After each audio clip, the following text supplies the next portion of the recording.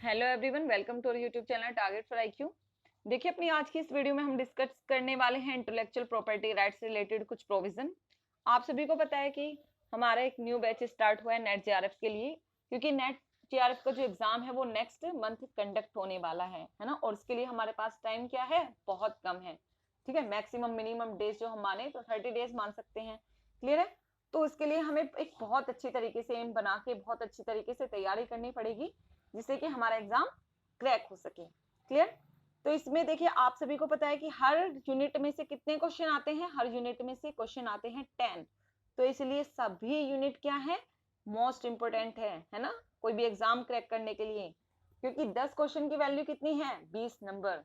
और 20 नंबर क्या बहुत होते हैं, है ना।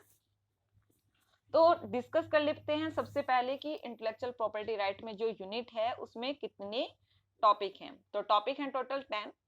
और सबसे पहला टॉपिक की क्या बात करता है कि इंटेलेक्चुअल प्रॉपर्टी राइट आईपीआर की अवधारणा क्या है, कंसेप्ट क्या है और उसका मीनिंग क्या है। क्लियर?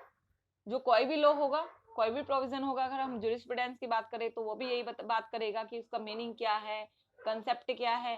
क्लियर है? फिर इसके बाद में सेकंड वाला टॉपिक क्या आएगा कि थ्योरी क्या है भाई, कौन सी वाली थ्योरी से आया है ना, हमारा जो आईपीआर आया तो कहाँ से आया। फिर इसके बाद में बताता है कि उससे रिलेटेड जितने सम्मेलन हुए, कॉन्फ्रेंसेस हुई, तो वो कौन कौन सी हुई है ना। फिर उसके बाद में क्या आता है, उसके बाद में बताते हैं जितने भी एक्ट किसके अंतर्गत आते हैं, आईपीआर के अंतर्गत आते हैं। आप सभी को पता होगा, मेन तो सभी को पता है, एलएलबी में सभी ने पढ़े होंगे, है ना। कौन से आते हैं, जैसे हमारा कॉपीराइट एक्ट हुआ, पेटेंट एक्ट हुआ, है ना, हमारा क्या जियोग्राफिकल इंडेक्शन वाला हुआ, और उसके बाद में डिजाइन वाला एक्ट हुआ, हमारा आईटी एक्ट हुआ, है ना, बायोडाइवर्सिटी वाला हुआ। तो ये सभी एक्ट किस में आते हैं, इंटेलेक्चुअल प्रॉपर्टी राइट में आते हैं। और ऐसे ऐसे करके हमारे टोटल 10 टॉपिक बन जाते हैं आईपीआर में। क्लियर? तो सबसे पहले अगर हम मीनिंग की बात करें कि भाई ये आईपीआर है क्या, तो इंटेलेक्चुअल प्रॉपर्टी क्या है, property is an idea, A design and invention, है ना।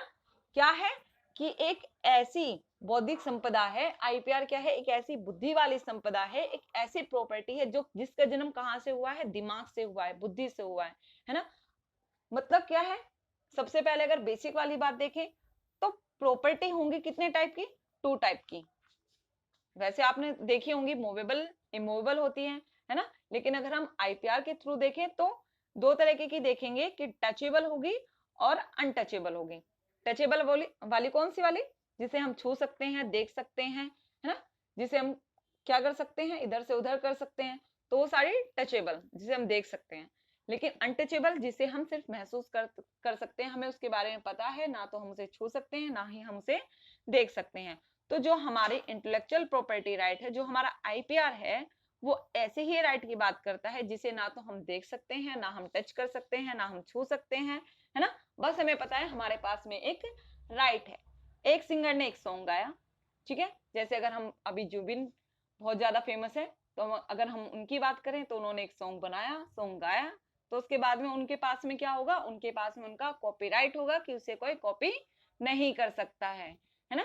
लेकिन अगर उसे कोई कॉपी करता है तो वो क्या करेंगे, वो उनके ऊपर केस फाइल कर सकते हैं। तो this is the right of IPR. Clear है कि आईपीआर के थ्रू हमें ये राइट मिला, और ये हुआ हमारा इंटेलेक्चुअल प्रॉपर्टी राइट, हमारा हुआ कॉपीराइट, जिसे ना तो हम देख सकते हैं ना हम छू सकते हैं, लेकिन फिर भी हमारे पास क्या है, हमारे पास एक अधिकार है। क्लियर है? तो बुद्धि वाली संपदा होती है, ऐसी प्रॉपर्टी होती है जिनका जन्म कहाँ से होता है, हमारे दिमाग से होता है। कॉपीराइट के बारे में मैंने आपको बता दिया, जिसकी कोई कॉपी ना कर पाए, अगर हम सिंपल लैंग्वेज में बोले, है ना। तो इसके लिए फोटोग्राफी पे अलग मिलता है कॉपीराइट, है ना, 25 ईयर का मिला, जैसे फोटोग्राफी पे सिंगर को मिला, 60 साल का मिला, किताबों पे अलग मिलता है, ऑथर को अलग मिलता है ना। तो इस तरीके से अलग अलग कॉपीराइट की टर्म्स होती हैं। क्लियर है?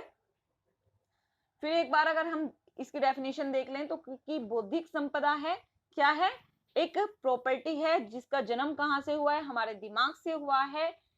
मीन्स क्या है, जिसकी जिसका जो रिलेशन है वो ऐसी चीजों से, ऐसी वस्तुओं से है जो कि व्यक्ति के द्वारा, मनुष्य के द्वारा, इंसान के द्वारा बुद्धि के प्रयोग से उत्पन्न की गई हैं। क्लियर है? तो ये कैसी प्रॉपर्टी है? ये ऐसी प्रॉपर्टी है जो किसी नॉलेज से मिली हो, किसी थॉट से मिली हो, किसी प्रतिभा से मिली हो, किसी अभिव्यक्ति से मिली हो, एक्सप्रेशन से मिली हो।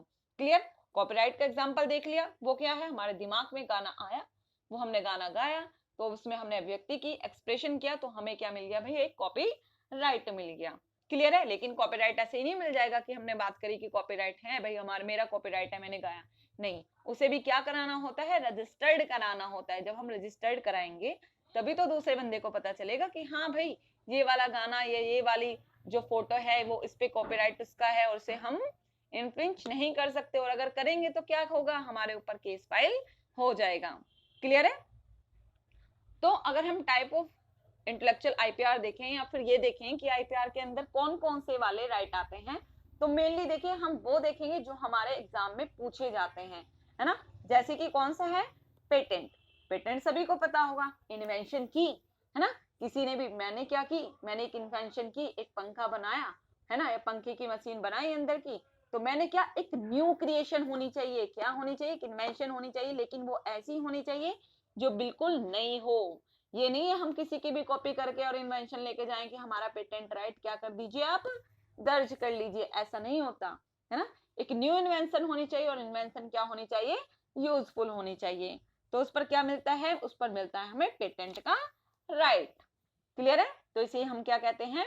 पेटेंट राइट कहते हैं। ठीक है, समझ में आ गया? कौन सा राइट हुआ हमारा? ये हुआ हमारा पेटेंट राइट। और इसके बाद में अगर क्वेश्चन में क्या पूछ लेता है डायरेक्ट, कभी कभी नेट जेआरएफ वाले एग्जाम में भी ये पूछ लेता है कि भाई जो पेटेंट वाला जो एक्ट है हमारा वो कब आया था। ठीक है, तो ये पेटेंट एक्ट कब आया था? ये आया था 1970 में। कब आया? 1970 में ये पेटेंट एक्ट आया। और अमेंडमेंट हुआ कब? 2000 में। 2002 में इसका अमेंडमेंट हुआ। क्लियर? फिर इसके बाद में कॉपीराइट पूछेगा तो 1957 में आया, और इसमें बहुत सारे अमेंडमेंट हुए, 1983, 84, 1992, 1994, 1999। और अगर रूल्स की बात करें कि प्रतिलिपि अधिकार या कॉपीराइट से रिलेटेड रूल कब आए, तो वो आए 1958 में। फिर आता है इसमें मेनली ट्रेडमार्क आता है। ट्रेडमार्क किसकी बात करता है? आपने पार्ले जी का बिस्किट हमेशा खाया होगा और आप खाते भी रहते हैं, है ना। तो पार्ले जी के बिस्किट पे क्या लिखा हुआ है? पार्ले।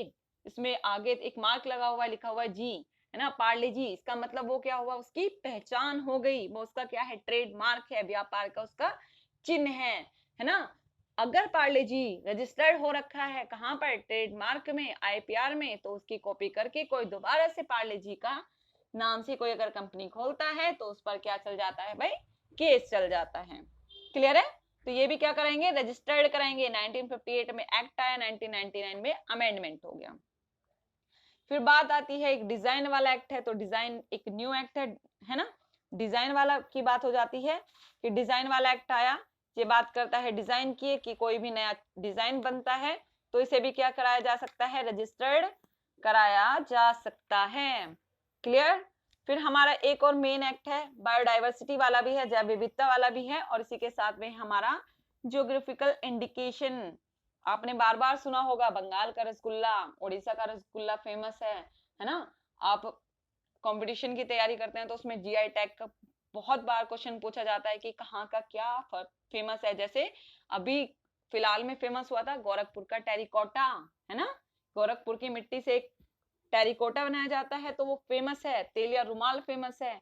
मणिपुर के काले चावल फेमस है ना। ये सारे रिसेंटली ही जीआई टैग दिए गए थे।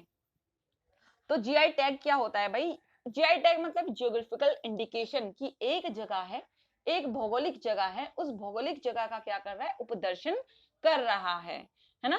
तो ये होता है हमारा जीआई इंडेक्शन, होता है कि एक जगह की, एक भौगोलिक जगह की पहचान दिखा रहा है कि भाई अगर बंगाल है तो बंगाली रसगुल्ले बहुत फेमस है, हम कहीं भी जाएंगे हम बोलेंगे कि हमें बंगाली रसगुल्ले चाहिए। ठीक है, एक भौगोलिक जगह को जो दर्शाता है वो होता है हमारा क्या? भौगोलिक उपदर्शन।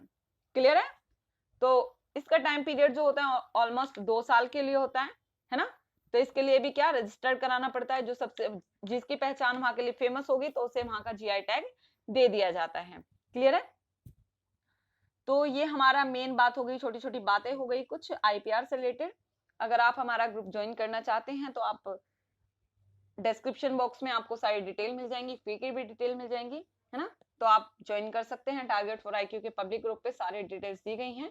Thank you so much. और ध्यान रखिएगा हमारा जो ग्रुप है वो हिंदी और इंग्लिश मीडियम दोनों के लिए है, तो आपको कोई डरने की और टेंशन लेने की जरूरत नहीं है। और क्रैश कोर्स चलाया जा रहा है जिससे कि आप मेन चीजें तैयार कर सके ना, क्योंकि तैयारी आप सभी लोग कर रहे हैं जो भी नेट के एग्जाम में देने बैठ रहे हैं, तो आपने तैयारी सभी ने की हुई है। बस बात ये है कि आप एक सही दिशा में चलें, अपने लास्ट का जो टाइम है उसे क्या कर सकें, उसे यूटिलाइज कर सकें। Clear? Thank you so much.